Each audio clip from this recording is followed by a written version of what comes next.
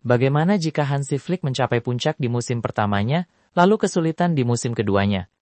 Kedengarannya agak mengerikan, tapi coba perhatikan lebih dekat. Bayern Munich, timnas Jerman, pekerjaan besar, kesuksesan besar di musim pertamanya, lalu masalah mulai bermunculan. Lalu bagaimana dengan El Barça? Dalam video ini kita akan menguji konsep sindrom musim kedua Hansi Flick di Barcelona. Mari kita mulai. Kita akan menjelaskan gaya bermainnya, mengapa hal itu membuat pemain kelelahan, bagaimana lawan beradaptasi, dan mengapa cedera serta kedalaman skuad membuat tahun kedua jauh lebih sulit. Hanya teori sepak bola yang kami rasa perlu dibahas. Gaya bermain Hansi Flick mudah dijelaskan, tetapi sulit dilakukan. Dia menginginkan intensitas dengan garis pertahanan yang tinggi. Dia ingin pemain menekan secara bergelombang dan merebut bola kembali dengan cepat. Tim harus bertindak seperti dalam satu kesatuan, dan semua orang bergerak dengan tempo yang sama. Ketika berhasil, sistem ini terlihat sangat mematikan. Pergantian bola yang cepat, serangan cepat hingga lawan membuat salah langkah. Dan ketika sistem ini rusak, semuanya terlihat rapuh. Celah muncul, pemain kelelahan, dan kesalahan yang mengakibatkan gol. Inilah titik awal dari pembahasan ini.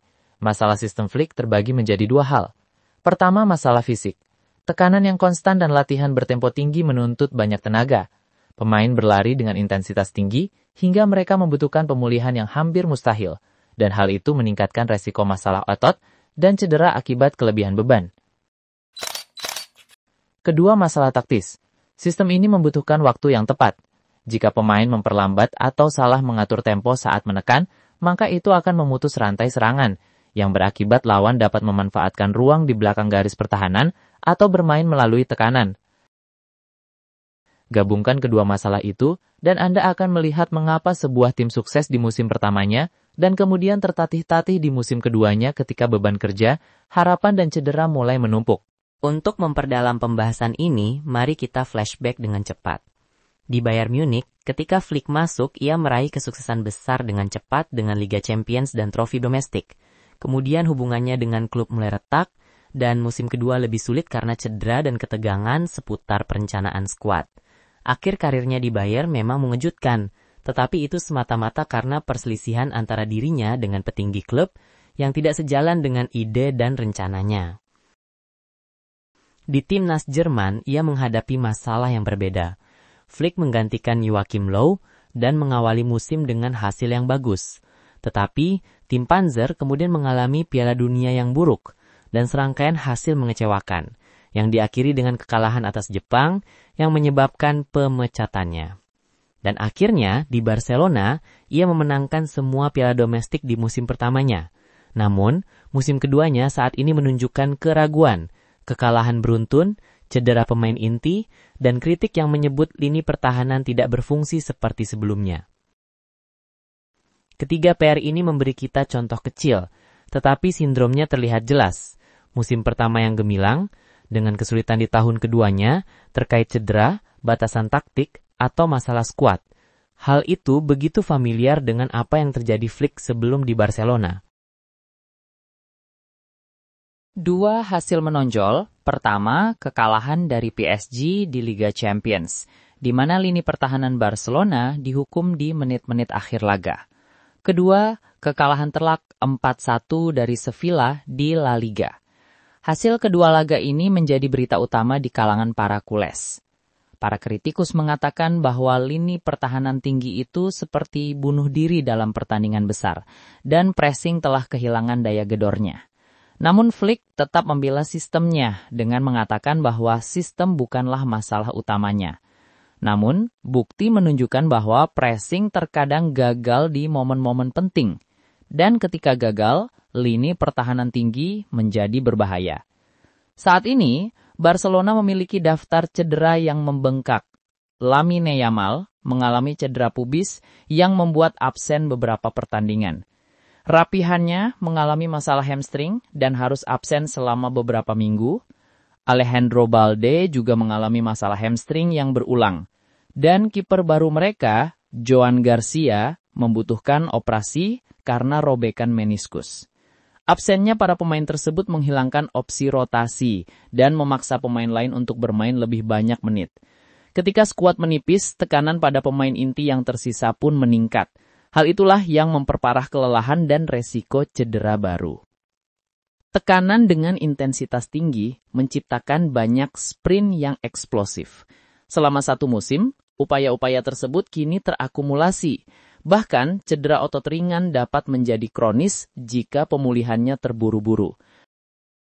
Tanda Barcelona belum mapan adalah rotasi yang sering dilakukan di pertahanan. Flick telah mencoba berbagai opsi, tetapi tetap saja sosok leadership yang stabil sangat penting untuk lini pertahanan yang tinggi. Jika bek tengah berotasi, pemahaman mereka tentang jebakan offside, tentang siapa yang melangkah, siapa yang menjaga dan siapa yang berlari dengan penyerang menjadi lebih lemah. Hal ini yang menyebabkan kebingungan yang justru dapat dieksploitasi oleh lawan. Pau Kubarsi secara terbuka juga mengkritik masalah pertahanan tim yang menunjukkan frustasi internal. Singkatnya, bek yang tidak konsisten ditambah lini pertahanan yang tinggi sama dengan kesalahan. Kepergian Flick dari Bayern Munich memiliki banyak faktor. Ketidaksepakatan dengan struktur olahraga dan frustasi atas cara klub menangani transfer dan skuad. Cedera dan kedalaman skuad juga menjadi bagian dari cerita. Ia secara terbuka mengakui ingin pergi dan kemudian merenungkan apa yang salah. Persamaannya dengan Barcelona sederhana. Ketika seorang pelatih meminta skuad tertentu dengan profil spesifik dan klub tidak dapat memenuhinya, ketegangan pun meningkat. Meski kita belum melihat ketegangan ini di Barca, yang pasti ketegangan itu merugikan kinerja tim dan dapat mengakhiri masa jabatan. Barcelona saat ini menghadapi daftar cedera pemain yang ketat dan kepergian mengejutkan Inigo Martinez yang belum sepenuhnya teratasi. Kepergian itu memangkas pengalaman bertahan dan mempersulit rotasi. Jika transfer dan perencanaan skuad tidak sesuai dengan kebutuhan Flick, tekanan akan meningkat dan musim keduanya ini akan terasa lebih sulit. Barcelona menggunakan banyak pemain muda musim lalu untuk menutupi kekurangan finansial. Dan untungnya itu berhasil. Lamine Yamal bermain dalam jumlah menit yang banyak di klub dan negaranya. Beban kerja itu memang membantu jam terbang mainnya, tetapi juga beresiko menyebabkan kelelahan. Masalah pangkal paha Yamal dan absensinya yang berulang dalam waktu singkat menunjukkan betapa mahalnya menit bermain yang banyak di usia muda. Klub harus mengelola menit bermain untuk pemain muda, terutama ketika tim bermain sepak bola yang intens sepanjang musim. Begitu juga Pedri, yang selalu tampil fenomenal, kini terlihat kelelahan. Sistem Flick memiliki kerentanan yang dapat diprediksi. Kerentanan tersebut menjadi terlihat ketika cedera pemain menumpuk dan ketika klub tidak menyediakan kedalaman yang cukup. Kombinasi itu sering muncul di tahun kedua, hanya karena tahun pertama mendapat manfaat dari kesegaran, kejutan, dan adrenalin bersama. Jika klub mendatangkan 1 atau 2 pemain cadangan berpengalaman di bulan Januari, resiko terulangnya sindrom musim kedua Flick akan berkurang. Para petinggi klub harus berusaha sepenuhnya mendukung pelatih jika ingin terus bersaing.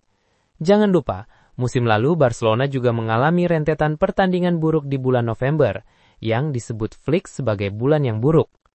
Semuanya berawal dari kejeniusan mantan pelatih Real Sociedad Imanol Alguacil, yang pada dasarnya memberi Barcelona evaluasi tentang cara menembus pertahanan ketat Flick.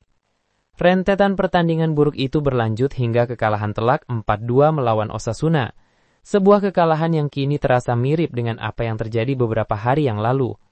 Apa yang terjadi setelah Osasuna? Barcelona hampir memenangkan segalanya. Yang ingin saya sampaikan adalah Hansi Flick sangat cerdas dan beradaptasi dengan cepat. Ia mengevaluasi timnya untuk memperbaiki semua kesalahan yang menyebabkan kekalahan, seperti yang ia lakukan musim lalu. Semoga saja itu terjadi lagi setelah jeda internasional ini. Itulah yang menjelaskan masalah-masalah di musim keduanya yang kita lihat sekarang di Barcelona. Ini bukan kehancuran, melainkan peringatan. Jika Barcelona dan Flick merespons dengan rotasi yang cerdas, perawatan medis yang tepat dan sedikit adaptasi taktis, mungkin mereka akan pulih seperti sebelumnya. Namun jika tidak, masalahnya bisa semakin dalam. Sejarah menunjukkan bahwa kedua kemungkinan itu mungkin saja terjadi. Barcelona dan Flick kemungkinan besar akan menemukan jalan kembali. Tim ini masih berkualitas dan sang pelatih telah menunjukkan bahwa ia mampu beradaptasi. Jadi Anda boleh berharap, tetapi Anda juga harus siap dengan kepergiannya. Klub harus mendukung sistem dengan pemain baru dan rotasi yang cerdas. Pelatih harus bersedia mengubah, bukan mengabaikan ide-idenya. Jika kedua hal itu terjadi, masalah sindrom musim kedua hanya akan menjadi masalah sesaat. Sepak bola Hans Flick menuntut segalanya dari para pemainnya. Kemenangan cepat, pengorbanan cepat, dan itulah resikonya. Itulah opini mengerikan di musim kedua Hansi Flick yang telah kita simak bersama. Jika kalian ingin berpendapat berbeda, silahkan tinggalkan jejak di kolom komentar. Terima kasih sudah menonton hingga detik ini, dan tunggu opini menarik lainnya di video selanjutnya.